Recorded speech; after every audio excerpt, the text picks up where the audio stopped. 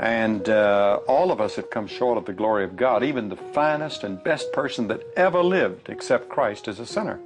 Billy Graham's passing was truly heartbreaking, but what made it even more upsetting was the shadow that followed him for years, his heavy steroid use. It wasn't just a health issue, it became one of the biggest talking points in wrestling. And if that wasn't enough, his rocky relationship with the McMahon family only added more fuel to the fire. Between the controversies, the public fallouts, and the painful truth about the toll steroids took on his body, Graham's story became just as much about struggle as it was about stardom. Billy Graham's death in 2023 was a heartbreaking moment for many, especially considering the circumstances. He passed away from sepsis and multiple organ failure after being placed on life support, a tragic end to a life that had already been marked by struggles. Graham's incredible physique was one of his most defining traits, and he was always open about how anabolic steroids played a part in building that iconic look. He admitted to starting his steroid use a decade before joining the World Wrestling Federation, a decision that would later haunt him. His admission of steroid use became a major talking point, especially when the 1992 steroid scandal rocked the WWF, with owner Vince McMahon being accused of distributing steroids to his wrestlers. Graham appeared on the Phil Donahue Show to talk about his own steroid use and openly blamed the WWF for fueling his addiction, despite the fact that the drugs were legal back in the 1970s when he started using them. But the controversies didn't stop there. Over the years, Graham's relationship with the McMahon family became increasingly strained. His feud with Vince McMahon and WWE became more public and bitter, especially after Graham filed a lawsuit over his issues with the company. His issues with the McMahons went back a long way, and it wasn't just about the steroid scandal. One of the most notable moments of Graham's discontent with the WWE came in 2011, when despite being inducted into the WWE Hall of Fame in 2004, he requested to be removed. The reason? He was upset about Abdullah the Butcher being inducted into the Hall of Fame. Graham felt that Abdullah had no real connection to the company and didn't deserve the honor. But things took a darker turn when Graham made allegations of child abuse against WWE officials during his public campaign against steroid use. These allegations were eventually revealed to be fabricated, part of an attempt to extort money from the company. Graham later admitted to lying about the accusations, and he expressed deep regret for what he had done. As a result, he was dismissed from his consultancy role with WWE. To make matters worse, Graham faced financial struggles in his later years. In an effort to cover mounting medical expenses, he sold his WWE Hall of Fame ring, a symbol of his legacy in the wrestling world. The ring, which was meant to be a celebration of his accomplishments, became a painful reminder of the battles he had fought both in and out of the ring. It's truly heartbreaking to watch someone who once had so much fame and success fall so far. To really grasp how painful his decline was, let's take a look back at his career and the heights he reached, because understanding those successes makes the fall even harder to comprehend. It all started in 1969.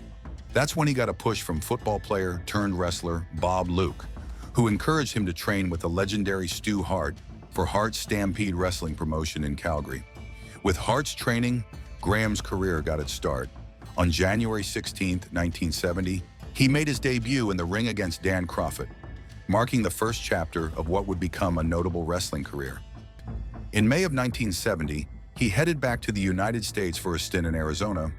However, it wasn't long before Graham caught the eye of the National Wrestling Alliance. By August of that year, Graham had teamed up with Jerry Graham in the NWA's Los Angeles promotion, where he became known as Billy Graham, taking the name as a tribute to the famous evangelist. It wasn't just his ring name that changed.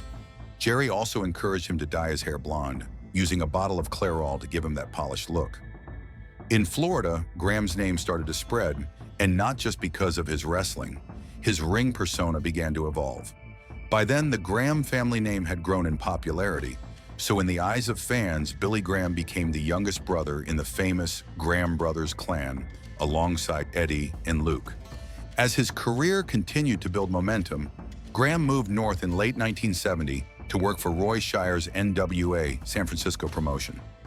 This was a major step, as it meant Graham would face top competitors like Pat Patterson, Ray Stevens, Cyclone Negro, and Peter Mivia. His time in California also gave rise to a key part of his persona, the arm wrestling champion of the world. Before each match, Graham would set up arm wrestling contests, challenging fans to take him on, building his legend even further. But it was when Graham joined the American Wrestling Association in 1972 that things really began to heat up. In the AWA, he immediately dove into some of his most memorable feuds. He clashed with big names like Vern Gagne, The Crusher, Billy Robinson, Wahoo McDaniel, Ken Patera, and Ivan Koloff. His feuds were never just about the matches. They were about creating moments. To add flair to his appearances, Graham would integrate weightlifting challenges and posing routines into his shows. One of his most violent and memorable rivalries was with Wahoo McDaniel, which lasted for most of 1973 and 1974. But Graham didn't stay with the AWA for long. In 1974, he took a break and joined the International Wrestling Enterprise's Super Wide Series tour in Japan. This stint saw him battling local stars like Mighty Inoue, Animal Hamaguchi, and Rusher Kimura. When he returned to the States, Graham partnered up with none other than Dusty Rhodes. This was a powerhouse tag team that dominated the scene for a while before Graham left the AWA and signed with Red Bastion's promotion in Dallas in 1975. In this new venture, he even took the Brass Knucks title from Mad Dog Vachon. By October 1975, Graham had worked a brief stint in Mid-Atlantic, filling in for Ric Flair, who had been sidelined by a plane crash. But it wasn't until October 25, 1975, that Graham really burst onto the national scene. This was the day he made his in-ring debut with the Worldwide Wrestling Federation, taking part in a tag match at the Boston Garden alongside Spiros Arion. They faced the legendary WWWF heavyweight champion Bruno Sammartino and Dominic DeNucci.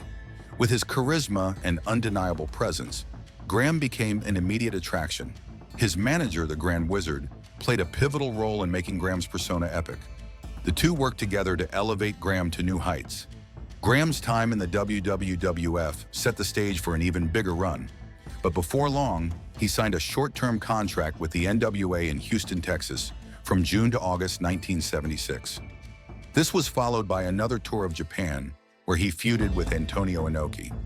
Upon returning to the US, Graham and Ivan Koloff made a valiant attempt to start their own wrestling promotion in Southern California.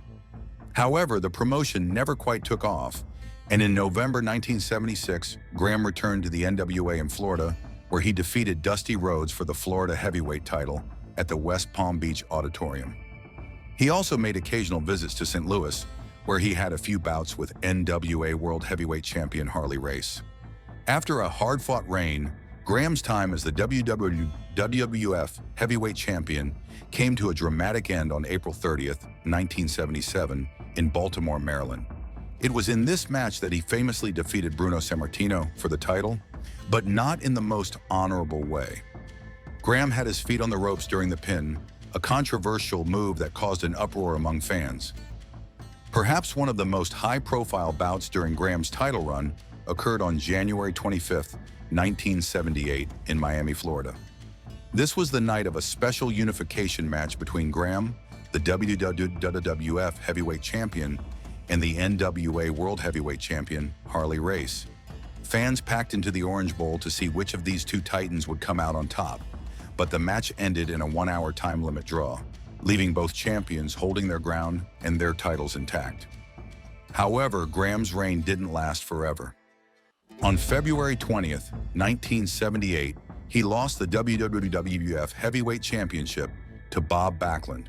That match marked the end of one chapter, but it didn't signal the end of Graham's ability to stir up trouble. He had a particularly heated feud with Dusty Rhodes, which culminated in a brutal Texas bull rope match. Despite Graham losing his title, his rivalry with Rhodes continued to captivate fans, with Rhodes later recalling these matches as some of the most exciting and memorable of his entire career. Following his title loss, Graham became increasingly disillusioned with the direction of his career. He left the WWF in December 1978 and soon found a new home with Paul Bosch's promotion in Houston, Texas.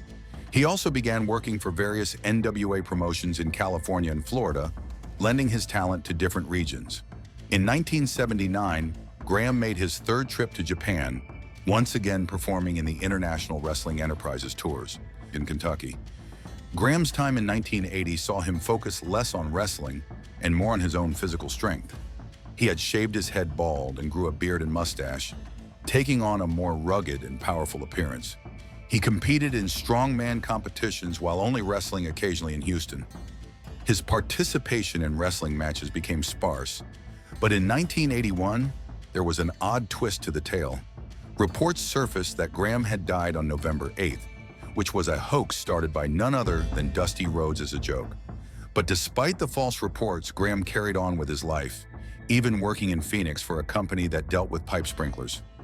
1982 marked a significant change for Graham as he added martial arts techniques to his wrestling repertoire, embracing new styles and evolving his character. That year also saw him return to the United States and Japan.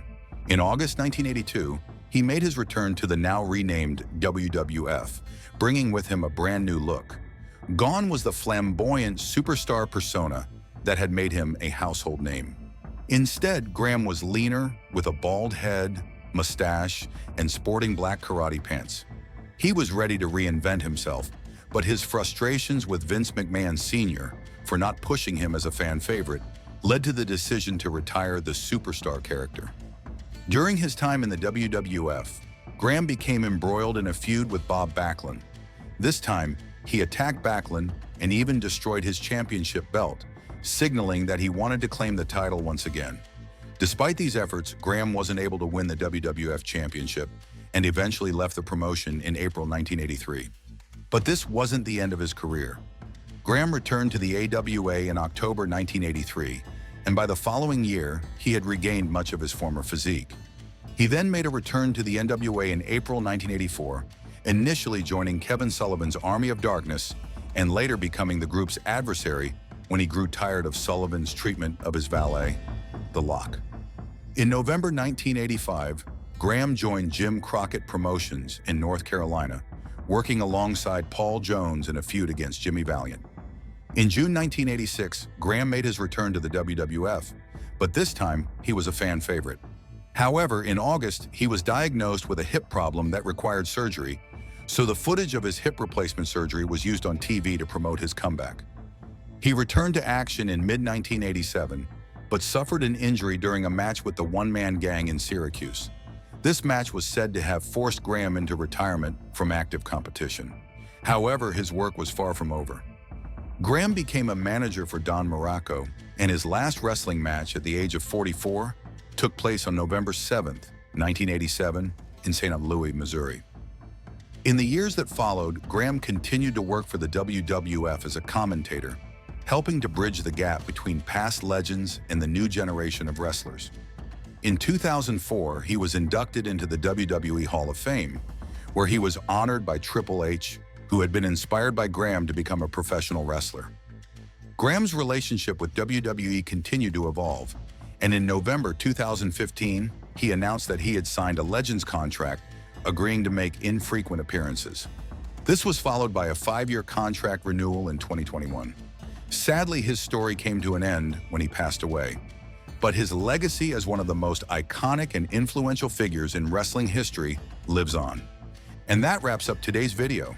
But don't worry, we'll be back with another one soon. In the meantime, don't forget to like and subscribe. We'll catch you in the next one.